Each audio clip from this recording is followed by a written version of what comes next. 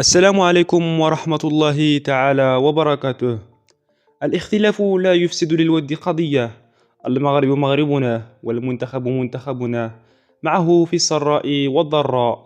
مثل من المدرب كامل الحرية في اتخاذ القرارات، لنا كل الحرية في الانتقاد البناء وطرح التساؤلات البناءة أيضا.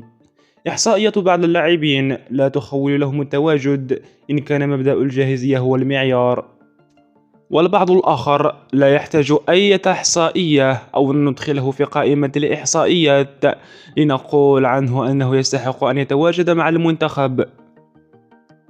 فهؤلاء أمثال بونو ونصيري وكذلك أمرابط زياش لا غنى عنهم، فهم من أهم ركائز المنتخب.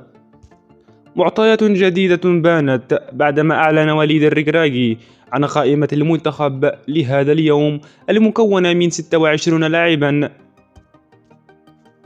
في حراسة المرمى: منير القجوي، ياسين بونو، المهدي بن عبيد، أشرف حكيمي، أيوب العملود، عبد المنعم أبقر، نايف أقرد، غانم سايس، يونس عبد المنعم، نصير مزراوي وعطي الله في قلوب الدفاع وكذلك الأظهرة.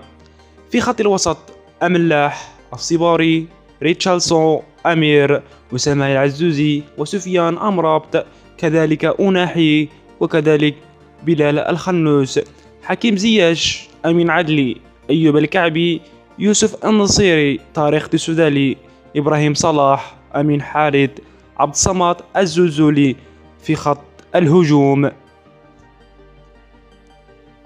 تضاربت الأفكار حول اللائحة المكشوفة، وكثرت الإشكالات حول من الأحق في أن يتواجد في التشكيلة.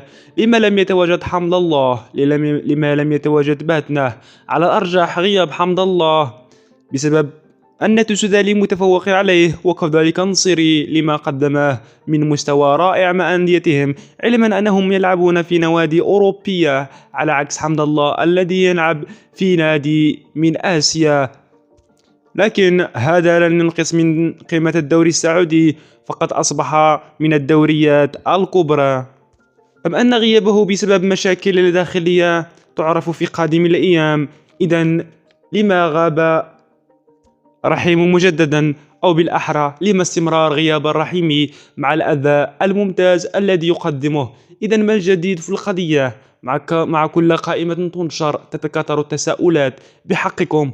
استمتعوا بكل تشكيلة صرح بها المدرب، لا داعي للانتقاد، وإن كان الانتقاد فليكن انتقادا بناء. كأس أفريقيا قادمة لا محالة أنك ستخسرها إن لم تثق في لاعبك الموجودون.